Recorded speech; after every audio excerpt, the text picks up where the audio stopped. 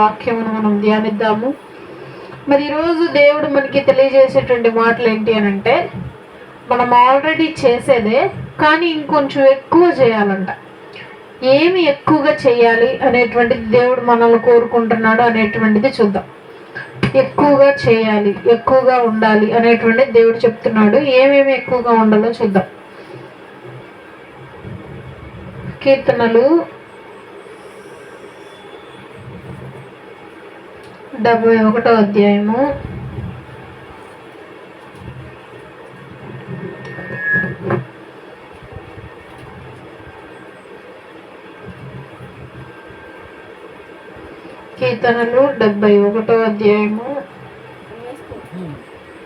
14వ వచనం.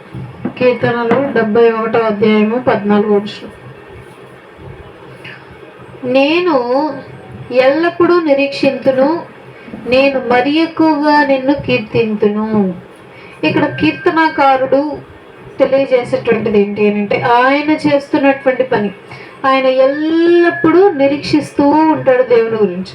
ఏం నిరీక్షణ ఉంటుంది దేవుని గురించి అని అంటే, దేవా ఎప్పుడు నాతో మాట్లాడతావు, దేవా ఎప్పుడు నేను అడిగింది చేస్తావు, దేవా ఎప్పుడు నా కొరకు మరలా వచ్చి మమ్మల్ని అందరినీ రెండో రాకడలో తీసుకెళ్తావు, దేవా ఎప్పుడు నా జీవితంలో మేలు జరిగిస్తావు,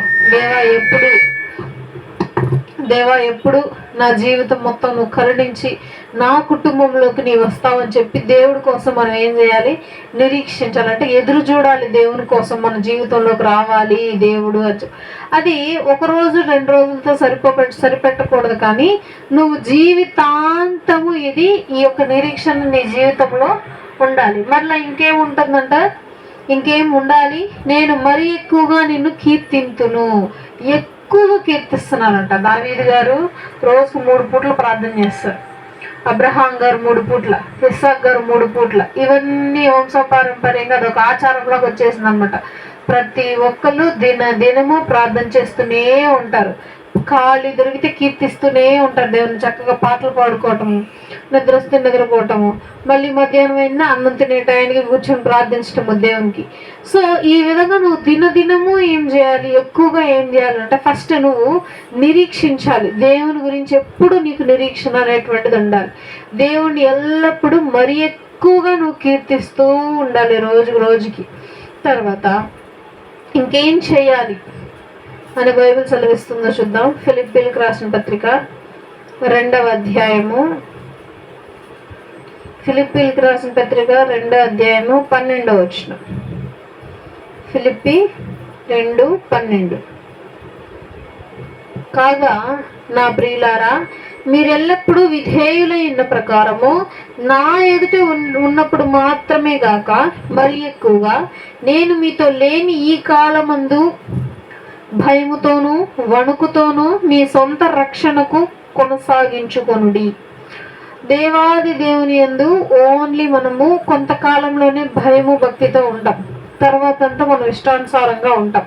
అందుకే బైబిల్ సెలవిస్తా ఉంది. అందుకే పౌలు గారు చెప్తున్నారు తన శిష్యులతో, అయ్యా నేను ఉన్నప్పుడు ఏదో దేవుడు ఉన్నాడు భయంతో భక్తితో ఉన్నట్లు నటించొద్దు, అలా ఉండొద్దు. నువ్వు ఎల్లప్పుడూ ఎలా ఉండాలి? దేవునితో, దేవుని పేరెత్తిన దేవుని గురించి తలంపులు వచ్చినా సరే వణుకు రావాలి మనిషికి. భయముతోనూ భక్తితోనూ వణుకుతోనూ విధేయత కలిగి దేవుని ఎదుట ఉండాలి. ఇవన్నీ మరి ఎక్కువగా ఉండాలి. మనిషికి ముఖ్యంగా ఏముండాలి అంటే దేవుని మీద ప్రేమ ఉండాలి. ఆ ప్రేమ కనుక ఉంటే ఆటోమేటిక్గా అన్నీ వస్తాయి. భయము, భక్తి ఇవన్నీ ఆటోమేటిక్గా వచ్చేస్తాయి. అందుకే పౌలు గారు చెప్తున్నారు, నా ఎదుట మీరు భయముతోనూ భక్తితోనూ ఉండక్కర్లేదు. ఎవరి ఎదుట ఉండాలి?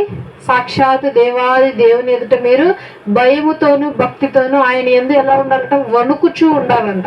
మళ్ళీ ఇంకోసారి, కాగా నా ప్రియులారా, మీరు ఎల్లప్పుడూ విధేయులై ఉన్న ప్రకారము నా ఎదుట ఉన్నప్పుడు మాత్రమే గాక మరి ఎక్కువగా నేను మీతో లేని ఈ కాలమందు భయముతోనూ వణుకుతోనూ మీ సొంత రక్షణను కొనసాగించుడి. ఎలా ఉండాలి? మీరు దినము మీరు భయపడాలి. దేని గురించి భయపడాలి? నాలో ఏమన్నా భక్తి కోల్పోతానో, నాలో నుండి ఏమైనా అవిధేయత బయటకు వస్తుందో, నేనేమైనా పాపంలోకి వెళ్ళిపోతానో, నేనేమైనా పాపం చేస్తూ పాప ఆలోచనలు కొనసాగించుకుంటాను అని చెప్పి ఈ విధమైనటువంటి భయం మనిషికి ఉంటూ దేవుని యందు వణుకుతూ ఉండాలంట. దేవుని దగ్గర విధేయత కలిగి ఉండాలి. ఇవన్నీ మనిషికి రోజు రోజుకి ఎక్కువ అవ్వాలి కానీ తరగకూడదు. మనిషికి ఏమవుతుంది? ఇవన్నీ రోజు రోజుకి తగ్గిపోతాయి. మనిషికి దేవుని మీద ఉన్న భయము, భక్తి, వణుకు. కాకపోతే దేవుడు ఇక్కడ ఏమంటున్నాడు? అవన్నీ రోజు రోజుకి నీకేమై ఉండాలా? ఎక్కువగా ఉండాలి అని చెప్పి దేవుడు సెలవిస్తూ ఉన్నాడు. తర్వాత ఇంకొకటి గమనిద్దాం. హెబ్రీలకు రాసిన పత్రిక 10వ అధ్యాయము 25వ వచనం. హెబ్రీ 10:25. కొందరు మానుకొనుచున్నట్లు సమాజముగా కూడుట మానక ఒకరినొకడు హెచ్చరించుచు ఆ దినమున సమీపించుట మీరు చూచిన కొలది మరి ఎక్కువగా లాగు చేయుచు ప్రేమ చూపుటకును సత్కార్యములు చేయుటకును ఒకరినొకడు పురికొల్పుకొనవలెనని ఆలోచింతుము. ఇక్కడ ఏం చేయాలి అనంటే, పౌలు గారు ప్రతి ప్రాంతానికి వెళ్ళి ఒక సంఘాన్ని ఏర్పరిచి ఆ సంఘానికి ఒక యజమానిని ఏర్పరిచి వస్తూ ఉంటారు. మరలా ఆయనకి సమయం ఉన్నప్పుడు మరలా అదే సంఘానికి మరలా తిరిగి వెళ్తూ ఉంటారు. అయితే అలాగే పౌలు గారు హెబ్రీలకు రాస్తున్నారు ఈ యొక్క మాటలు. ఏమని అంటే, మీరు సంఘంగా కూడటం మాత్రం మానద్దు. మీరు కొన్ని దాంట్లో చూస్తే వారానికి ప్రతి వారం చర్చ జరుగుతూనే ఉంటుంది కొన్ని ప్రాంతాల్లో అయితే. అలాగే మీరు సంఘంగా కూడటం ఎప్పుడు మానద్దు. ఒక సంఘంగా ఎప్పుడు వీలు కుదిరితే అప్పుడు కుదిరినప్పుడల్లా సంఘంగా కూడండి. ఒకరి గురించి ఒకరు తెలుసుకోండి, ఒకరి బాధలు ఒకరు తెలుసుకోండి, ఒకరి గురించి ఒకరు ప్రార్థన చేసుకోండి. ఎవరి జీవితంలో లోటుపాట్లు ఉంటే మీరందరూ ఓదార్చుకోండి. ఇవి మాత్రం ఎప్పుడు మీరు మాత్రం మానద్దు అని చెప్పి పౌలు గారు సంఘానికి తెలియజేస్తూ ఉంటారు. మరలా ఇంకొకసారి చదువుదాం అదే వచనం. కొందరు మానుకొనుచున్నట్లుగా సమాజంగా కూడుట మానక ఒకరినొకడు హెచ్చరించుచు ఆ దినమున సమీపించుట మీరు చూచిన కొలది మరి ఎక్కువగా లాగు చేయుచు ప్రేమ చూపుటకును సత్కార్యములు చేయుటకును ఒకరినొకడు పురికొల్పుకొనవలెనని ఆలోచింతుము. ఒకరినొకడు పురికొల్పుకోవాలంట. అరే ఈ రోజు మనం అధ్యయనం చదువుకున్నాం బైబిల్లో. ఈ రోజు నేను కొత్త పాట నేర్చుకోవాలనుకున్నాను బైబిల్లో. ఈ యొక్క పాట నేను నేర్చుకొని మందిరంలో నేను పాడాలి. అది ఈ మందిరంలో నేను ఈరోజు అంతా నేను శుభ్రం చేసి ఈరోజు మందిరానికి వచ్చి నేనే ప్రార్థన చేస్తా. ఫస్ట్ ఈరోజు మందిరానికి వచ్చి పాటలు నేనే పాడతాను. ఇవన్నీ ఏం చేయాలంట? మనం పురికొల్పుకోవాలంట. నన్ను ఎంకరేజ్ చేయాలంట ఎదుటి వాళ్ళని. తర్వాత మన సహోదరులు ఎవరైనా తప్పు చేస్తుంటే హెచ్చరించాలంట. వాళ్ళకి ఏమైనా ఆపద వస్తుంటే చెప్పాలంట. వాళ్ళకి ఏమైనా ఇబ్బందుల్లో ఉంటే వాళ్ళకు తోడుగా అండగా ఉండి వాళ్ళతో కలిసి ప్రార్థన చేయాలని చెప్పి ఎప్పుడు సంఘంగా మాత్రం కూడుతూనే ఉండాలి ప్రతి ఒక్కరూ అని చెప్పి పౌలు గారు సెలవిస్తూ ఉన్నారు. తర్వాత హెబ్రీలకు రాసిన పత్రిక, అదే పత్రికలో 12వ అధ్యాయము 9వ వచనంలో ఇంకో వాక్యం చూద్దాం. 12వ అధ్యాయము 9వ వచనం. మరియు శరీర సంబంధులమైన తండ్రులు మనకు శిక్షకులై ఉండిరి, వారి యందు భయభక్తులు కలిగి ఉండవలెను. అట్లయితే ఆత్మలకు తండ్రి అయిన వానికి మరి ఎక్కువగా లోబడి బ్రతకవలను కదా. అయితే ఈ భూలోకంలో మనకు శరీరానికి సంబంధించిన తల్లిదండ్రులు ఉన్నారు, ఆత్మకు సంబంధించిన తల్లిదండ్రులు కూడా ఉన్నారు. శరీరానికి సంబంధించిన తల్లిదండ్రులు మనల్ని కన్నటువంటి తల్లిదండ్రులు. మరి ఆత్మకు సంబంధించిన తల్లిదండ్రులు ఎవరు? దేవాది దేవుడే, ఆయనే తండ్రియు తల్లి. అయితే మనం మన తల్లిదండ్రులకి ఏ విధంగా భయంతోనూ భక్తితోనూ విధేయతతోనూ వాళ్ళు చెప్పినటువంటి మాట వింటాము, వాళ్ళు చెప్పింది చేస్తాం. అయితే నీ ఆత్మకు కూడా తల్లిదండ్రులు ఉన్నారు కదా.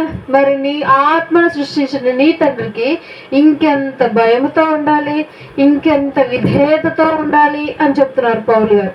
కాబట్టి మనల్ని సృష్టించినటువంటి దేవుడు, మన ఆత్మను సృష్టించినటువంటి దేవుడు, మనలో జీవాత్మను నింపినటువంటి దేవాది దేవునికి ఇంకా అధికముగా భయముతోనూ భక్తితోనూ విధేయతతోనూ లోబడాలి. ఇక్కడ మనం 2 వచనాలు చూసినట్లయితే ఈ 2 వచనాల్లో భయము, భక్తి, వణుకు దేవుని యందు ఖచ్చితంగా ఉండాలి అనేటువంటిది సూచిస్తున్నాయి ఈ వాక్యాలు.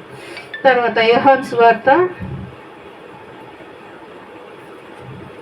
15వ అధ్యాయము 1వ వచనం. యోహాను 15:1. నేను నిజమైన ద్రాక్షవల్లి, నా తండ్రి వ్యవసాయకుడు. నిజమైన ద్రాక్షవల్లి. మనల్ని కొన్ని ఉపమానాల్లో పోల్చారు. అది గమనిస్తే ద్రాక్ష చెట్టు ఉంది. ఇప్పుడు ద్రాక్ష చెట్లు ఎట్లా మీరు తోట గమనించినట్లయితే పందిరిలాగా వేసి పైన ఆ పందిరికి ద్రాక్ష తీగలు నల్లిచ్చేస్తారు, కిందకి ఆ కాయలు కిందకి వేలాడతాయి. సో ఎప్పుడైతే ఆ తీగకి ఆ కాయ విడిపోతుందో అప్పుడే దాన్ని శ్రేష్టమైనదిగా భావించి తినడానికి ఉపయోగిస్తాం. లేదు అది పండకుండా పుచ్చిపోయి అది పచ్చిగానే ఉండి విడిపోతే పరిస్థితి ఏంటి? ఆ కాయ తీగ నుండి విడిపోతే దాన్ని మళ్ళీ తిరిగి ఆ తీగ కంటించినా దానికి బలం రాదు. ఇంకా అది విడిపోయింది అని అంటే దాన్ని తీసుకెళ్ళి చెత్తలో పడేయడం తప్పితే ఇంక ఉపయోగం లేదు. అంటే ఉపయోగం లేనటువంటి దానిగా ఉంటది ఆ తీగకు ఒకవేళ ఆ పండు పూర్తిగా పండకుండా విడిపోతే. సో ఇక్కడ బైబిల్ సెలవిస్తా ఉంది, ద్రాక్ష చెట్టేమో దేవాది దేవుడు, ఆయన చెట్టుకున్నటువంటి తీగలం మనము. ఆ చెట్టుకున్నటువంటి తీగలు ఎప్పుడైనా సరే తీగ చెట్టు కంటి ఉంటే ఏమవుతుంది? బలంగా ఉంటది, పచ్చగా ఉంటది, ఇంకా ఎదుగుతూ ఉంటది. లేదు నేను ఈ చెట్టుకు ఉండను అని చెప్పి తీగ రాలి కింద పడితే జీవం లేకుండా అప్పటికప్పుడు ఎండిపోయి నీరు లేక ఆహారం లేక ఆధారం లేక చచ్చిపోయింది. దాన్ని తీసుకెళ్ళి అగ్నిలో వేసి కాల్చేస్తారు. సో మనం కూడా దేవాది దేవుని యొక్క తీగలం. ఆయన తీగలను ఎప్పుడు పోషిస్తూ ఉంటాడు, పెంచుతూ ఉంటాడు, కాపరిగా ఉంటాడు, తోడుగా ఉంటాడు. అదే తీగలమైనటువంటి మనము ఆయన వదిలి పక్కకి వచ్చేసిన, ఆయన వదిలి దూరంగా వచ్చేసిన, ఆయన్ని వదిలేసిన దేవుడు ఏం చేస్తాడు? మరలా తీసుకొని రాడు. వదిలేసినట్లే ఉంటాము. మన జీవితం ఏ విధంగా మారిపోయిందంటే ఆ యొక్క తీగ విడిపోతే ఏ విధంగా నాశనం అయిపోయి నశించిపోయి కృషించిపోయి ఎండిపోయి చివరికి పాడైపోయి ఉపయోగం లేనటువంటిగా మారిపోయిందో మన జీవితం కూడా అదే విధంగా తీగ ఏ విధంగా ఎండిపోతుందో మన జీవితం కూడా నిర్జీవం అయిపోయి మన జీవితంలో ఎటువంటి అభివృద్ధి లేక, మన జీవితంలో ఎటువంటి ఆశీర్వాదం లేక, మన జీవితంలో ఆరోగ్యం లేక, మన జీవితంలో ఆనందం లేక మనం కూడా ఆ యొక్క ఎండిపోయిన తీగలాగా నాశనం అయిపోతాం. తీసుకెళ్ళి పనికిరాని వాటిన్నిటిని తీసుకువెళ్ళి మనుషులు ఏ విధంగా అయితే అగ్నిలో వేస్తారో దేవుడు కూడా అంతే పనికిరాని వాటినన్నిటిని తీసుకువెళ్ళి అగ్నిలో వేసేస్తాడు. ఈ మనల్ని తీసుకువెళ్ళి వేసేటువంటి ఈ అగ్ని ఆరదు, పురుగు చావదు. ఈ అగ్ని ఆరదు, పురుగు చావదు. దినము నువ్వు నరకం అనుభవిస్తూనే ఉండాలి. కాబట్టి ఆయన యొక్క తీగలను, ఆయన ఉన్నటువంటి మనము ఎప్పుడు ఆ యొక్క చెట్టును, ఆ యొక్క పండును మనము ఫలిస్తూనే ఉండాలి. ఎప్పుడైతే ఆ యొక్క తోట యజమాని చెట్లు బాగా ఫలిస్తూ ఉంటే ఆ యొక్క మొక్కకు ఇంకా అభివృద్ధి చెందటానికి ఇంకా కావాల్సిన వనరులన్నీ ఇస్తా ఉంటాడు. లేదు అని చెప్పి నువ్వు పళ్ళు ఇవ్వకుండా చేదు ద్రాక్షలు ఇచ్చినా కానీ, నువ్వు పండ్లే ఇవ్వకుండా ఓన్లీ మోడుగా పెరిగినా కానీ ఆ యొక్క యజమాని ఏం చేస్తాడు? దాన్ని తీసుకువెళ్ళి అగ్నిలో వేసేస్తాడు. కాబట్టి మనము దేవాది దేవుని యొక్క తీగలము. సో తీగలము ఎప్పుడు ఆ యొక్క చెట్టుకు అంటు పెట్టుకుని ఉంటేనే మనకు ఆశీర్వాదం. అలాగే మనము కూడా దేవుణ్ణి అంటు పెట్టుకుని ఉంటేనే మనకి ఎప్పటికీ ఆశీర్వాదం. దేవుణ్ణి ఎప్పుడైనా వదిలేసినా, దేవుణ్ణి మనం పక్కన పెట్టినా, నిర్లక్ష్యం చేసిన మన జీవితాలు నాశనం అయిపోతాయని చెప్పి తెలియజేస్తా ఉన్నారు బైబిల్. ఇంకొక లాస్ట్ వర్షం చూద్దాము. 1 దెస్సలోనికలు రాసిన పత్రిక 4వ అధ్యాయము 10వ వచనం. 1 దెస్సలోనికలకు రాసిన పత్రిక 4వ అధ్యాయము 10వ వచనము. అలాగుననే మాసిదోనియా ఎన్నంతటా ఉన్న సహోదరులందరినీ మీరు ప్రేమించుచున్నారు. సహోదరులారా, మీరు ప్రేమ యందు మరి ఎక్కువగా అభివృద్ధి పొందుచుండవలెననియు సంఘమునకు వెలుపటి వారి ఎడల మర్యాదగా నడుచుకొనుచు మీకేమి కొదవ లేకుండానట్లు మేము మీకు ఆజ్ఞాపించిన ప్రకారము మీరు పరుల జోలికి పోక మీ సొంత కార్యములను జరుపుకొనుటకు జరుపుకొనుట ఎందును మీ చేతులతో పనిచేయుట ఎందును ఆశ కలిగి ఉండవలెనని మిమ్మును హెచ్చరించుచున్నాను. ఇక్కడ పౌలు గారు దెస్సలోనిక అనేటువంటి సంఘానికి లెటర్ రాశారు. వాటిలో ఉన్నటువంటి లెటర్లో రాసినటువంటిది ఏంటి అని అంటే, అయ్యా నీ సంఘంలో ఉన్న వాళ్ళు ప్రేమ కలిగి ఉంటున్నారు, బాగుంది, అందరికీ చక్కగా మంచిగా ప్రేమతో ఉంటున్నారు, ఏమైనా కావాలన్నా ప్రేమగా అందిస్తూ ఉన్నారు, బాగుంది. అయితే మీరు ఇంకొకటి చేయాలి, ఏంటి అంటే పరుల జోలికి పోక మీ సొంత కార్యములు మీరు చూసుకోండి. అంటే ఏంటి? మీ పని మీరు చూసుకోండి, పక్కనోడి సంగతి మీకు అనవసరం. చాలా మంది ఏం చేస్తారంటే పక్కన వాళ్ళు మనం ఎత్తుగొడిస్తూ ఉంటాం, పక్కన వాళ్ళు చూస్తూ ఉంటాం. సో పక్కన వాళ్ళకి మనం కాకుండా మనం ఏం చేయాలా? మీ సొంత కార్యములు మీరు చూసుకుంటూ, మీ సొంత చేతి పని మీరు చూసుకుంటూ, అదే కదా చెప్తుంది. మళ్ళీ ఇంకొకసారి చూద్దాం, 4వ అధ్యాయము 12వ వచనం. సహోదరులారా, మీరు ప్రేమ యందు మరి ఎక్కువగా అభివృద్ధి పొందుచుండవలెననియు. ఈ ప్రేమ కొద్దిగా ఉంది. మీ ప్రేమ ఎట్లా ఉంది అని అంటే, సంఘానికి వస్తున్నప్పుడు అందరూ చక్కగా పలకరించుకుంటున్నారు, వెళ్ళిపోయినాక ఎవరి దారి అట్లా వెళ్తున్నారు, అట్లా కాదు. మీ ప్రేమ ఎట్లా ఉండాలి? చర్చి నుండి బయటికి వెళ్ళినా కూడా ఈ ప్రేమ కంటిన్యూ అవ్వాలి. సహోదరులు యందు ప్రేమ, నీ ప్రేమ ఏమవ్వాలి? అభివృద్ధి చెందాలంటే ఇంకా ఎక్కువ అవ్వాలి నీ ప్రేమ. ఇంకా సంఘమునకు వెలుపటి వారి ఎడల మర్యాదగా నడుచుకొనొచ్చు. సంఘానికి రానటువంటి వారు ఉంటారు చాలా మంది, వారి ఎడల నువ్వేం చేయాలి? మర్యాదగా నడుచుకోవాలంట. వాళ్ళతో నడుచుకొనొచ్చు. మీకేమీ కొదువలేనట్లు లేకుండానట్లు మేము మీకు ఆజ్ఞాపించిన ప్రకారము మీరు పరుల జోలికి పోక, మీకు కావలసిన ప్రతీది మేము ఇస్తున్నాం. అంటే ఏంటి అర్థం? మీకు కావాల్సిన జ్ఞానాన్ని ఇస్తున్నాం, మీకు కావాల్సిన భక్తిని ఇస్తున్నాం, భయమునిస్తున్నాం, దేవుని యందు ఏ విధంగా ఉండాలో నేర్పిస్తున్నాం. కాబట్టి పరుల జోలికి ఎప్పుడు మీరు పోక మీ సొంత కార్యములను జరుపుకొనుట ఎందును మీ చేతులతో పని చేయుట ఎందును ఆశ కలిగి ఉండవలెనని మిమ్మును హెచ్చరించుచున్నాను. మన చేతి పనులు మనము చేసుకుంటూ ఆశ కలిగి, దేవుని యందు ఆశ కలిగి జీవిస్తూ ఉండాలి. ప్రతి సంఘంలోనూ కొన్ని లోటుపాట్లు ఉన్నాయి. అప్పట్లో ప్రతి సంఘానికి ఉంటాయి ఇప్పటికీ. అయితే పౌలు గారు ఏం చేసేవాళ్ళు అంటే, ఆ సంఘానికి ఉన్నటువంటి లోటుపాట్లన్నీ మీరు ఇది మార్చుకోవాలి, మీకు ఈ గుణం ఉంది గొప్పది, అయితే మీకు గుణం లేదు మార్చుకోండి అని చెప్పి పౌలు గారు ప్రతి సంఘానికి రాస్తూ ఉన్నారు. అలాగే దెస్సలోనికల సంఘానికి కూడా రాస్తూ ఉన్నారు.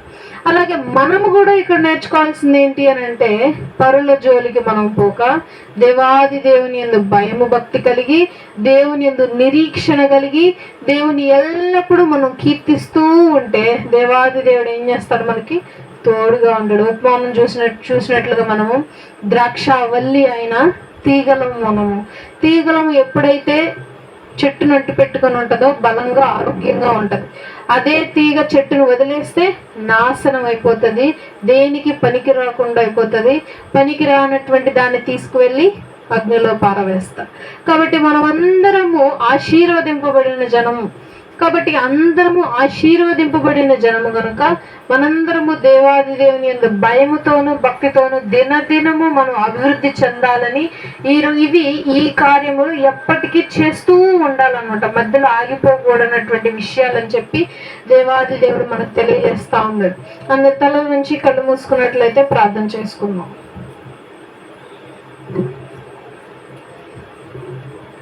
మమ్మల్ని మిక్కులుగా ప్రేమించిన మా ప్రియ పరలోకపు తండ్రి, నిలిచేటువంటి గొప్ప ధనం బట్టి సమయం బట్టి వందనములు స్తుతులు స్తోత్రం ప్రభువా. నిన్నటి వరకు మీరు ఎక్కడ కాపుదల్లో భద్రపరిచి మా జీవితంలో ఇంకొక రోజు నన్ను గ్రహించారు. వందనాలు. ఎంతో మంది రోజు చూడకు నశించిపోతుండగా మీరు మమ్మల్ని అలాగ చేయకుండా మమ్మల్ని ఇప్పటికే సజీవులకు ఉంచిన విధానం బట్టి మీకు స్తుతులు స్తోత్రాలు.